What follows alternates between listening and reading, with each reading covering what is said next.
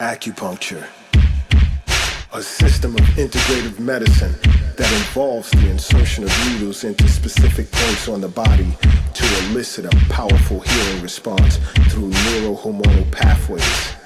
Acupuncture is my life. Let us begin.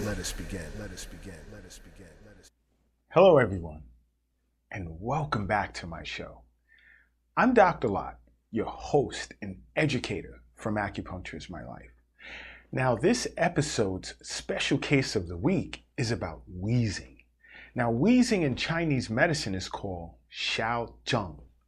Xiaozheng is a paroxysmal episode of difficult breathing that produces whistling sounds. Now, symptoms experienced during an acute episode are usually sounds of rattling sputum in the throat, with shallow and rapid breathing with the urgent need to sit upright and breathe. One of the major predisposing factors to wheezing is exterior wind in traditional Chinese medicine. Now, the triggers of wheezing include dust mites, pollen, animal hair, or various types of chemicals in the air which is carried by the wind. Now, relevant diseases to wheezing are allergic asthma, bronchial asthma, asthmatic bronchitis, cardiac asthma, and eosinophilia. Now, wheezing in traditional Chinese medicine is usually caused by exterior pathogenic influences stirring latent phlegm that hides in the lung. Now, when phlegm in the lung and lung qi that becomes congested fuse together, they obstruct the airway, making it very difficult to breathe. Now, what makes the wheezing sound is the air that attempts to pass through the congested phlegm in the respiratory system. Now, etiology and pathogenesis to this disorder are exterior pathogenic influences attacking the lung. Now, delayed treatment for exterior wind heat or wind cold allows the pathogens to linger in the lung, obstructing lung qi and producing phlegm. Another is improper diet, whereby excessive consumption of cold, raw, sour, salty, sweet, or greasy food can interrupt the spleen's function of transformation and transportation and generate phlegm that is stored in the lung. Now, another is deficiency of status post-illness. Now, these two etiologies involve both lung and the kidney.